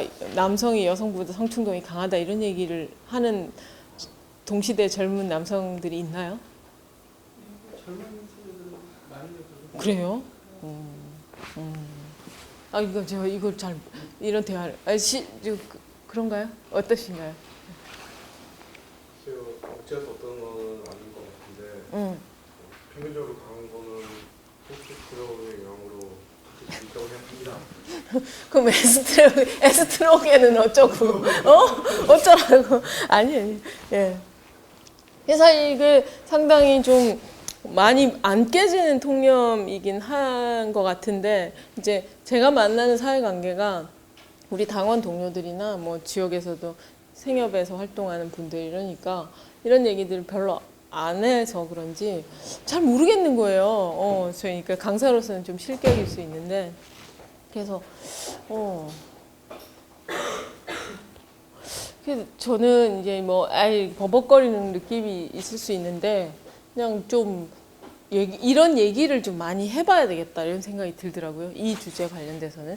그러니까 특정한 비슷한 동질 집단에서는 되게 얘기가 활발하게 되는데 이제 성별이 섞이고 또 이제 나이가 섞이고 하면 또 되게 은폐되잖아요. 근데 또 항상 그렇게 은폐된 어떤 공동체 안에서 발생을 하는 경우가 많기 때문에 좀 드러내야 되는데 어떻게 드러내야 되나 좀 어려운 주제긴 해요, 저한테는. 이게 뭐 별로 동의를 하진 않죠, 당연히. 뭘 억제를 못해. 사람들이. 그거에서 나오잖아요. 이제 보면 성폭력이 어떤 방식으로든지 가장 좀 약한 존재한테 확 드러나잖아요. 그걸 봤을 때는 이제 분위기 봐가며 한다는 게 느껴지니까 당연히 이게 과연 억제 불가능하거나 자제할 수 없는 영역인가 전혀 그렇게 보진 않죠. 당연히 그건 너무 당연한데 또 이런 통념이 워낙 많고 나이동 동지한테도 물어본 게 좀 요즘 젊은 분들이 남성분들이 많이 있는 그런 남초 카페 같은 데 보면 정말 테스트 뭐시기? 예, 막 완전 진짜 막 폭발이잖아요. 그 남성다움의 과시 막 폭력성의 과시 막 이런 게 폭발이라. 제가 젊은 게 아니라 예, 그럴 수 있겠죠. 예. 아니, 그러니까 가끔 이렇게 그것도 이미 좀 늙은이의 모임인 것 같아. MLB 팍 이런 데 가봐도 보면은 되게 막 남성성과 막 이런 부분, 막 자기는 정말 정념의 화신인 것 같은 표현들이 너무 많잖아요. 하나씩 넘어갈 때 이상하네. 그러니까 억제된 분노를 약자들에게 주로 표현하는 게 뭐 성폭력에서 굉장히 뭐 딱 데이터로 보이니까 이제 이 부분이 과연 분위기 보고 눈치 봐가며 하는 게 보이는 거잖아요. 이제 당내에서 성폭력 사건이 생기면 이제 이런 반응인가요? 얘 참 아니지. 넌 좀 극단적이지 않아? 예. 근데 그거 있어요. 예. 좀 그러니까 약간 이 해결의 과정이 지난할 거라는 좀 약간 좀 피곤? 이게 확 몰려오는 건 또 사실이에요. 예. 굉장히 논쟁되고 서로 합의 못할 것 같고 이런 두려움, 그다음에 피곤함 이런 게 확 몰려오는 건 사실이더라고요. 예. 그래서 이제 그러면서 솔직히 이게 서로 뭐 잘못은 잘못대로 가리고 또 좀 인식도 서로 집단적으로 진전되고 이런 계기를 놓치게 되는 경향이 있어요. 그러니까 고소미 먹어봐 뭐 이러면서 가니까 단기로 들어가면 사실 논쟁은 끝나거든요. 그래서 징계를 한다고 그게 뭔가 우리가 바라는 거에 완전한 해결이나 뭐 문화가 전체로 바뀌고 이러진 않는데 조금 좀 이렇게 개토화돼 버리죠. 그 사건과 당사자들로만. 근데 이제 그런데 이제 그렇게 계속 경험을 하다 보니까 하여튼 한 사건 갖고 장래 성평등 문화를 다 정착시켜 버리겠어. 이것도 과욕이라는 생각이 들어요. 당연히. 그래서 이제 반성폭력 당규를 보면 개정을 해놓은 취지가 있거든요. 그게 이런 거예요. 그래서 이해할 점은 일단 피해자 중심주의에 서고 이제 추가적인 피해에 노출되지 않도록 잘 상담하고 보호하는 게 필요하고, 그다음에 이제 서로 헷갈리고 이건 다들 그렇거든요. 뭐 아무리 우리 이제 진보적인 분들이고 당원들이라도 이제 구체적인 사건에 해결을 해야 되는 당사자거나 그걸 해결을 도와줘야 되는 대리인으로 되는 경험이 많지 않기 때문에 당혹스러워요. 그래서 이제 혼자 막 잘 해결을 해봐야지 반성폭력의 전사가 되리라 이럴 필요 없고 어깨에 힘을 풀고 이제 관련된 거에 더 경험이 상대적으로 있거나 조언을 해줄 수 있는 집단을 찾아가는 게 좋아요. 그다음에 2차 가해를 조심하는데 2차 가해와 그다음에 또 이와 관련된 여러 가지 토론을 봉쇄하는 것이 참 어려워요. 저는 많은 경우 현실적으로 2차 가해라는 딱지가 토론을 봉쇄하는 식으로 작동하기도 했다고 생각해요. 왜? 그래요? 예. 그래서 2차 가해는 가해자 외에 제3자가 성폭력에 대한 잘못된 통념에 근거해서 의도를 했던 그렇지 않았던 피해자에게 피해를 주거나 적대적인 환경을 조성하는 행위. 예. 이제 그 행위의 양태들은 언어적인 폭력, 정신적인 협박, 물리적 강압, 집단적인 따돌림, 괴롭힘, 피해자 신변 공개, 사건과 관련된 과거 경력이나 행동, 성격. 주로 피해자 유발론을 많이 유포를 하죠. 네, 피해자 잘못했다더라. 혹은 뭐 피해자 그 전에 이미 뭐 굉장히 그럴 만한 일을 당할 만한 경력을 가진 사람이다. 뭐 이런 식의 얘기들을 하는 거죠. 그래서 당규 5호에 성차별, 성폭력, 가정폭력 사건 처리 관련 규정을 만들었는데 그때 이제 토론을 하고 나름 결론 내린 게 해당 사건의 해결에 주력하자. 그리고 성평등 문화 정착은 별도의 활동과 교육을 통해서 지속적으로 해나가야 되는 문제지. 그러니까 이거를 동시에 해결하려고 하다 보니까 다들 정념의 도가니에 빠지는, 열광의 도가니에 빠지는 거예요. 와!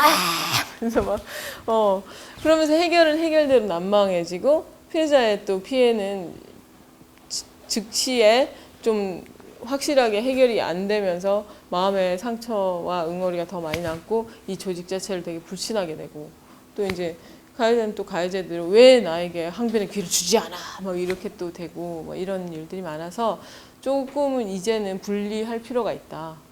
그래서 해당 사건도 물론 해당 사건을 해결하는 과정의 관점을 정확하게 세워서 해결을 해야 되는 것 있지만 하나의 사건으로 진짜 그 조직의 모든 성차별과 성폭력과 관련된 문제를 다 해결할 수는 절대 없거든요. 그건 좀 분리할 필요가 있다라고 생각해서 나름 규정을 바꿨어요. 예전 규정에는 딱 이렇게 단정적으로 가해자 막 이렇게 돼 있었거든요. 그걸 다 뺐어요, 솔직히. 예. 피제 소인 뭐 이런 식으로 표현을 바꾸고 이제 가해자라고 되는 순간 그 가해자라고 지목된 사람은 해결의 의지를 좀 상실하는 경향은 있거든요. 내가 뭘 해도 안 될 거야 이런 생각을 하게 되는데 그거는 그 사람의 변화에도 별로 도움이 안 되잖아요. 그리고 전체적으로도 그래서 이제 좀 같이 중립적인 언어를 써서 사건 해결에 주력하는 방식으로 바꿔놨어요. 절차적인 부분에 대한 설명인데요. 광역 당기 내 성차별 조사위원회, 그러니까 당기위원들이 계시는데 이 문제를 해결하는데 좀 어려움이 있겠다 하면 이제 당 외부든 당 내부든 좀 그런 해결의 경험을 가진 사람들한테 조사위원회를 구성을 하자고 요청을 해서 구성을 할 수 있어요. 네, 그렇게 돼 있고요. 그다음에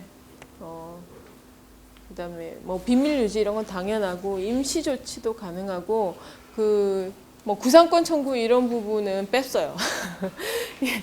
원래는 예전에는 이제 피해를 당한 사람이 이제 상담을 받거나 이러면 돈이 들잖아요. 그러면 당에서 돈을 지원을 하고 그거를 이제 확정적으로 잘못이 있다고 이제 결정이 된 사람에게 구상권을 청구할 수 있도록 돼 있었는데 먹튀가 너무 많이 발생을 하고 그다음에 그게 그 사람이 좀 자기를 다시 돌이켜보는 계기를 제공하지 못하는 것 같더라고요. 그래서 그냥 그 조항은 빼버렸어요. 그리고 뭐 SNS에서의 성폭력. 그러니까 지금 최근에 또 나타난 이제 우리 당뿐만 아니라 저번에 그 대구 엠네스티의 그 리더를 성폭력으로 규탄했던 사건이나 이런 거 보면 주로 SNS 상에서 막 이렇게 폭로하잖아요. 이게 딱 어떤 특정 사건뿐만 아니라 어떤 최근의 양상인데, 그래서 보통 피해를 호소하는 거는 대단한 용기가 필요한 일이잖아요. 그게 성폭력이든 학교폭력이든 그러니까 이 사건을 해결을 한 이후에도 이제 내가 규탄했던 상대하고 안 보고 싶잖아요. 그 사건이 큰 사건이든 좀 상대적으로 경한 사건이든 안 보고 싶기 때문에 피해자의 요구는 항상 최대치거든요. 예, 그래서 뭐 예를 들어 직장이면 해고시켜달라. 뭐 이런 얘기를 주로 하는데, 근데 이제 또 보통 그거에 대해서 되게 비우호적으로 보는 사람들은 그만일로 뭔 해고? 뭐 이렇게 하면서 본질을 막 자꾸 호도하잖아요. 물타기를 해버리잖아요. 그러니까 그 사람이, 피해를 입은 사람이 요구하는 바가 뭘 말하고자 하는가에 집중을 하면 훨씬 더 해결이 쉽고, 그러면 그 과정을 충분히 존중하면서 잘 가면 결과적으로 징계가 약해도 당사자도 동의하는 경우가 굉장히 많거든요. 그러니까 이제 동네 사례 또 잠깐 언급을 하면 이제 학교 폭력이었고, 폭력교사가 지속적으로 그분 되게 유명한 분인데 우리 동네 때렸어요. 때려서 많이 맞았고 여러 차례. 이 친구가 자기 학교에서 먼저 자퇴한 아수나로 활동가한테 이제 상담을 했죠.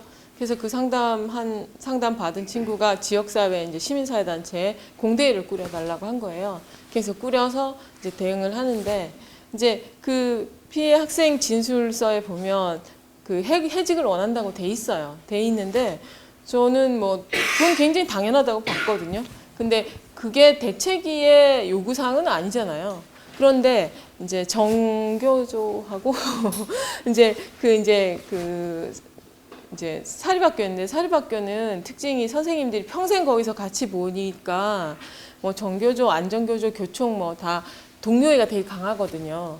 그래서 이제 서로 그런 말 하잖아요. 직장에서 평생에 3번은 다시 마주친다고.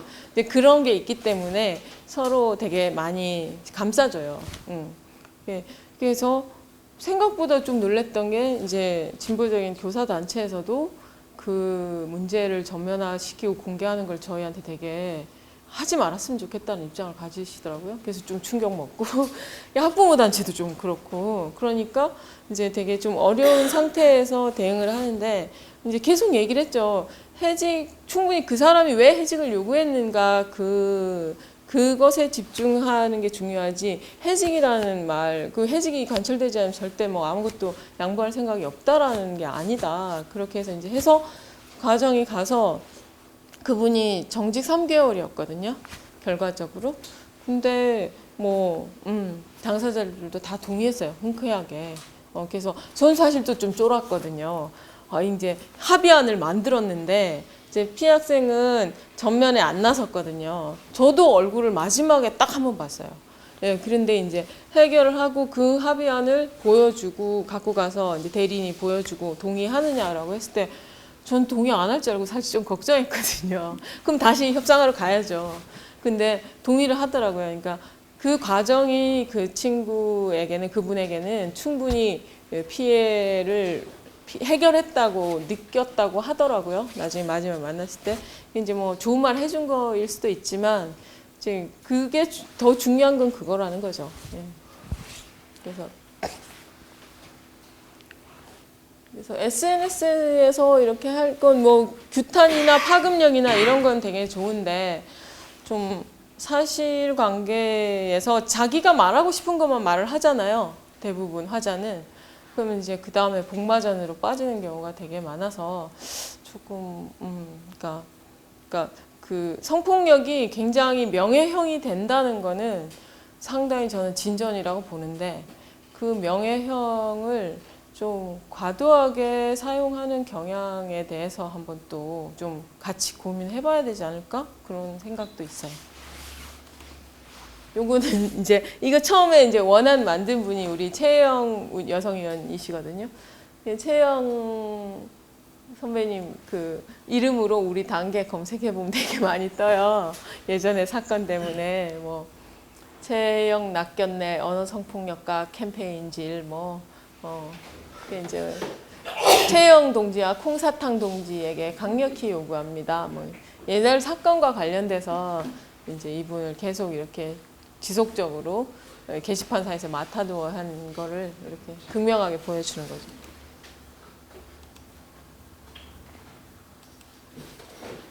성매매 산업에서 1조 4천억, 뭐 1조 9천억 통계는 근데 대충 한 1조에서 2조 사이로 잡히더라고요. 엄청난 금액이 이 산업을 형성하고 있죠. 그래서 지금 성매매 특별법이 위헌 심판 청구됐잖아요. 이제 그 성구매자, 성판매자를 다 징계하는 규정을 이제 성판매자가 이제 제소가 된 거죠. 성매매를 하다가 적발돼서 제소화돼서 억울하다고 이제 얘기를 했고 대법원에서 봤을 때도 이 법이 문제가 있다고 해서 대법원에서 위헌 심판 청구를 했어요. 헌법재판소에. 이제 보통 헌재에서 위헌 판결이 잘 나는 게 대법원에서 올릴 때 잘 나거든요. 그래서 이것도 되게 기초가 주목되는데 저는 이제 이 사건 자체도 되게 중요하다고 보고요. 이제 되게 논쟁거리잖아요.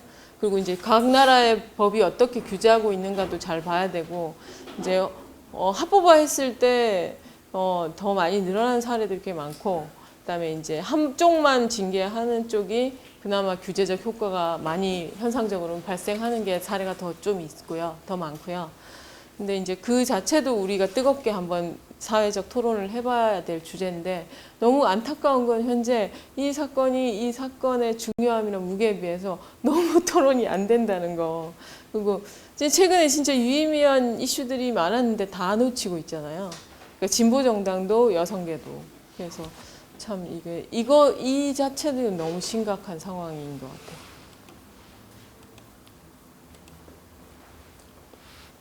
뭐 이거는 뭐 지나가고요. 별로 재론의 여지는 없는 것 같고. 이제 빈곤 문제에서 기인한다는 게 전통적인 입장인데 그게 분명히 경제적인 요인인 거는 확실한데 그게 이제 빈곤이냐 문제에 대해서는 또 좀 요즘 달리 봐야 되는 측면이 있는 것 같아요. 뭐 그리고 사치 뭐 이렇게 바로 연결하는 것보다는 조금 더 복잡하고 종합적인 이해가 필요한 것 같아요. 이제 성산업도 되게 많이 구획이 많이 생겼잖아요. 뭐 템프로서부터 정말 다양하게 있잖아요. 청소년들 같은 경우는 그냥 진짜 한 끼 밥값 막 이런 경우도 있고. 그래서 그러니까 빈곤이 아니어도 이 문제가 중요하지 않은가라고 보면 되지 않을까. 꼭 빈곤 이렇게 또 그 당사자 여성을 굉장히 이렇게 막 불쌍하게 재현해가지고 그래서 이 문제를 이런 관점은 별로 저는 도움이 안 되는 것 같아요. 대부분 그런 논리 구성은 부메랑을 맞잖아요. 네. 있는 사회를 정확하게 지금 일어나고 있는 현상들을 보고 거기서 우리는 어떤 뭐 입장, 그다음에 어떤 정책을 구사해야 될 건가 이렇게 봐야지.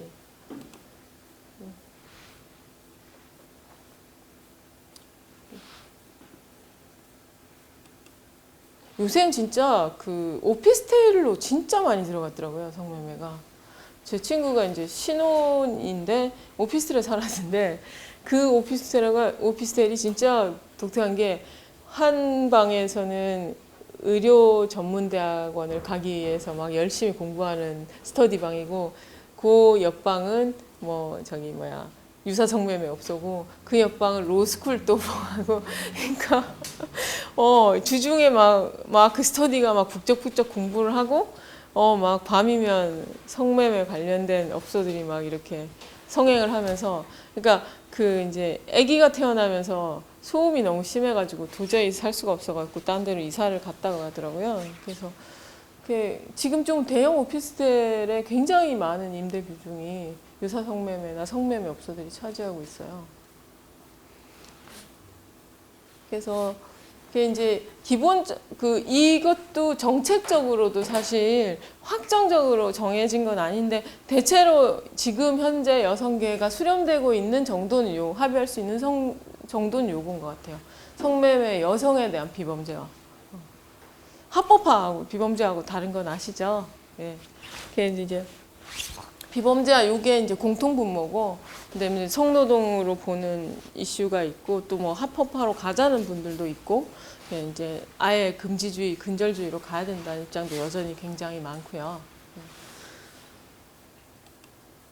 그래서 이제 이거는 이제 정책 관련된 부분입니다. 여성할당제는 상당히 많이 이제 그 수적인 여성할당은 정착이 많이 된 편이죠. 여전히 뭐 그 큰 정당에서 실제 뭐 잘 지키거나 좀 실제 여성이 더 유의미하게 진출할 수 있도록 순번을 배정한다거나 그런 노력도 상당히 떨어지고, 또 우리도 우리 스스로를 잘 봐야 되는 게 여성할당을 조금은 편법적으로 지금 하고 있는 측면도 있잖아요. 그러니까 그 실제 시행에 있어서 어려운 게 사람이기 때문에 쪼갤 수가 없잖아요. 할당을 하면. 그러니까 이제 장애 할당이나 여성 할당 같은 경우 이제 그거 잘 아실 거예요. 장애 할당 어떻게 하냐면 이제 해당 광역에 장애 할당 대의원이나 전국위원이 나올 수 있는 그 당협이 있으면 거기를 장애인 명부로 규정을 해요. 그러니까 그게 이제 어디에 누가 나올지를 예상하지 않고 이미 선거와 관련 시행세칙이 나와야 되는 게 맞잖아요.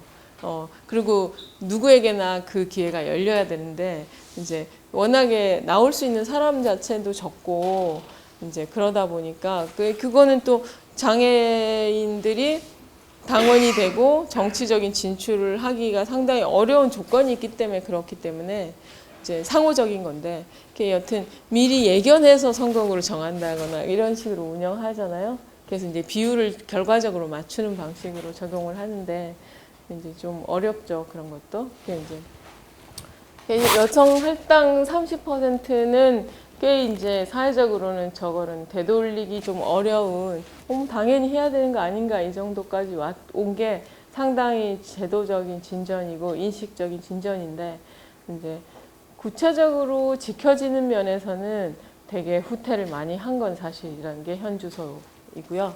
성인지 정책도 뭐 공중화장실 제일 많이 예드는 게 이제 여성 화장실은 남성 화장실보다 훨씬 더 칸수를 많이 둬야 되는 거죠. 이제 시간이 통계적으로 딱 나오거든요. 다르기 때문에. 근데 보면 옛날 건물 같은 경우는 여성 화장실이 아예 없는 건물도 많았고, 그 이제 남녀가 화장실 칸수가 동수로 있는 데가 되게 많았죠. 이제 그런 거는 상당히 많이 개선된 사례고, 성별 영향 평가나 성인지 예산 의무화가 진보 정당들이 주장해서 이미 행정 조직에서 다 하고 있어요. 하고 있는데 전혀 개입을 못해요. 그러니까 평가나 모니터링이 들어가면서 좀 더 나아지고 개선될 수 있도록 가야 되는데 지금 전혀 신경 못 쓰고 아예 개입조차 못해서 어떻게 진행되는지 모니터링을 할 최근 자료가 없어요. 이건 되게 좀 제도화 시켜놨는데 되게 형식적으로 돌아가고 있고 그 형식적으로 돌아가는 부분을 진보 정당들이 전혀 모니터링해서 개선시키지 못하고 있는 영역. 네.